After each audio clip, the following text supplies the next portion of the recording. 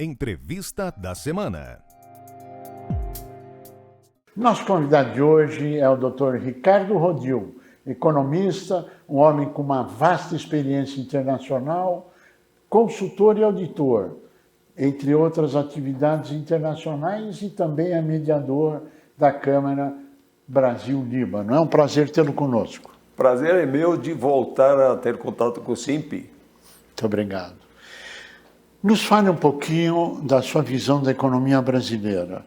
Os fundamentos econômicos estão sólidos? Os fundamentos econômicos são realmente sólidos, isso está se vendo num crescimento que, apesar de todos os pesares, continua relativamente forte, não tanto quanto as possibilidades que o país tem, mas continua forte. A inflação preocupa um pouco, mas eu diria que o ponto fraco nesse momento é falta de investimento privado. O governo federal lançou vários projetos, os governos estaduais também, para investimento em inovação, tecnologia, etc., com taxas de juros muito mais baixas, com prazos alongados, em certos casos até a fundo perdido. Na sua avaliação, isto pode alavancar investimentos e ajudar a retomada do Brasil a nível da competitividade internacional? Olha, esse tipo de programas são sempre muito bem-vindos. Por quê? Porque nós não temos poupança interna suficiente no Brasil para alavancar todos, para solventar todos os investimentos necessários, tanto em infraestrutura quanto em investimentos produtivos. Então, os programas em si são bons e tendem a dar bons resultados, mas a minha preocupação é muito mais com o outro lado, quer dizer, o lado do empresário. O empresário está animado para entrar nesse risco, mesmo com uma ajuda em termos de, digamos, encargos financeiros mais leves? Existem várias vertentes. Eu queria ouvir a sua versão da tendência de taxa de juros, da tendência de investimentos para este ano e os próximos anos. Se os dados do governo federal e dos governos estaduais, etc., São Paulo, por exemplo, anuncia um crescimento do PIB superior a 3,5% até o presente momento. Outros estados, uma queda. Enfim, como é que o senhor analisa esses dados? A alavancagem de crescimento passa necessariamente por investimento. Então, temos dois tipos de investimento. O público, que é, de acordo com o ideário liberal, chegar aonde a iniciativa privada não chega. Então, basicamente, investimentos em infraestrutura, que podem inicialmente não ser rentáveis o suficiente para provocar a iniciativa privada a entrar nesses investimentos, ou pelo menos até o momento em que possam ser derivados já para a iniciativa privada, sendo via PPPs, parcerias público-privadas ou não, mas pelo menos essa parte do governo, e eu acho que o governo precisaria ter melhores condições de fazer mais, mas um pouco já ajuda. A outra parte do investimento para fazer a economia engrenar é o investimento privado. E investimento privado depende de dois fatores. O investimento privado deve vir da poupança interna, tal formação bruta de capital da própria economia, que é insuficiente no caso do Brasil, e investimentos vindos do exterior. Essa segunda parte está num momento de condições objetivas muito favoráveis. Por quê? Queda sem perspectiva de aumento de juros na União Europeia. Queda de juros projetada, ao menos, ou no mínimo, manutenção do juro dos Estados Unidos, que já está praticamente domando a inflação. Então, isso derivaria maiores capitais internacionais para o mercado internacional em geral. O Brasil é realmente um dos portos preferidos do capital internacional. Só que eu acredito que, como o mercado, nesse ponto, e em muitos outros, vive de expectativas, Tudo dependerá de como esses investidores veem o governo brasileiro sendo gastão, segurando a disciplina fiscal ou não. Se eles não sentirem que isso vai funcionar e está funcionando, é possível que eles segurem esse investimento. E aí, o que eu falava inicialmente, quer dizer, o Brasil está crescendo, mas não está crescendo de acordo com as suas possibilidades. Aí esse aspecto vai piorar. Mas não tenha dúvida, os dados apontam que está crescendo, que está gerando emprego, enfim. Mas o importante é saber o seguinte, o que é que falta na sua avaliação para que haja a vinda de forma extremamente substancial de investimentos internacionais para o Brasil?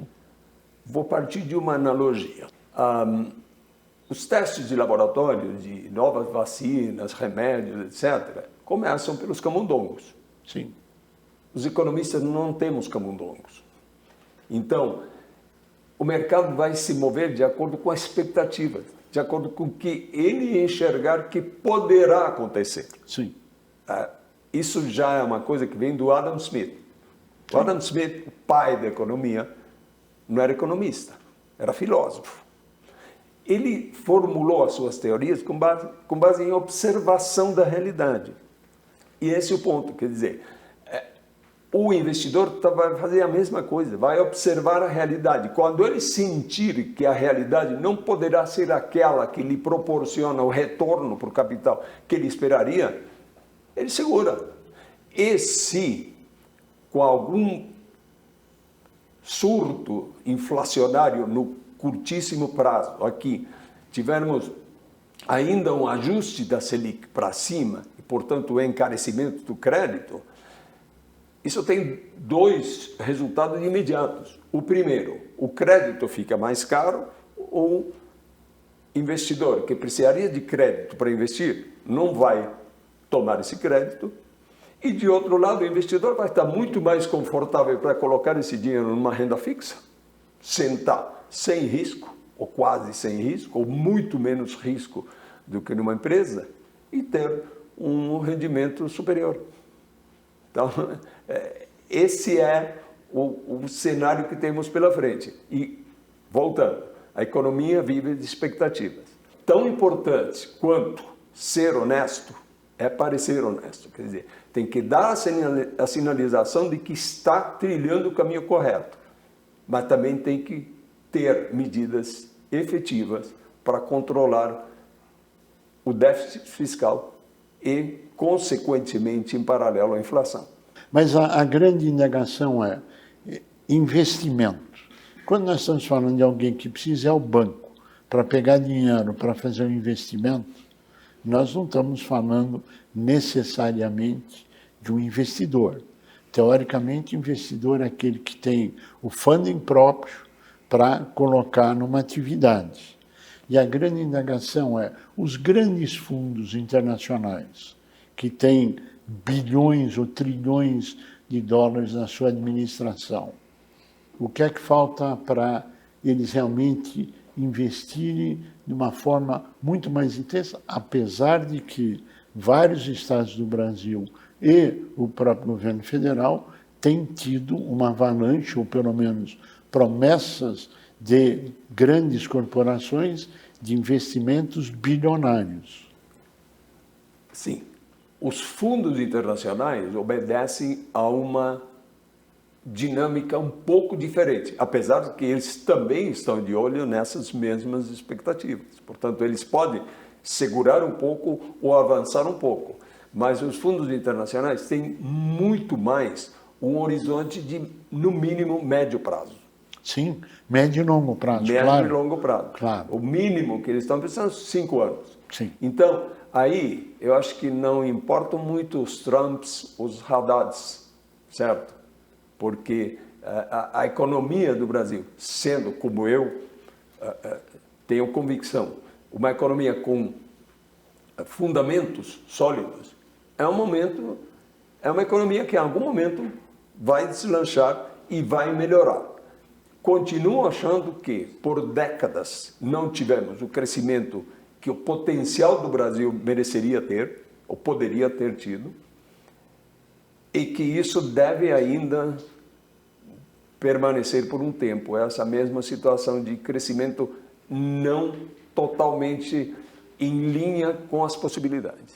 O que é que falta? Eu acho que é uma combinação das duas coisas. Medidas efetivas que mostrem que realmente a sinalização está indo no caminho correto e a sinalização e a comunicação em si. Não é só um problema de comunicação, tem que ter as duas coisas. Eu pediria as suas considerações finais, que nós chegamos ao final do nosso tempo. Olha, eu me defino como irresponsavelmente otimista. Então, a minha consideração final não importam os Trumps, não importam os Haddads, nós vamos em frente, porque se os fundamentos são bons, como eu estou convicto de que sejam, o investimento virá e o crescimento virá. Vamos conseguir, no curto, médio prazo, um crescimento de acordo com o potencial? Meu palpite é que não, que vai ser um pouco aquém, mas vamos crescer. Ricardo Rodil, agradecemos muito a sua participação, a sua transmissão de opinião aqui para todos, colaborando com o debate para um Brasil melhor. A você que esteve conosco, o nosso mais profundo agradecimento, com a certeza que estaremos juntos na semana que vem. Até lá!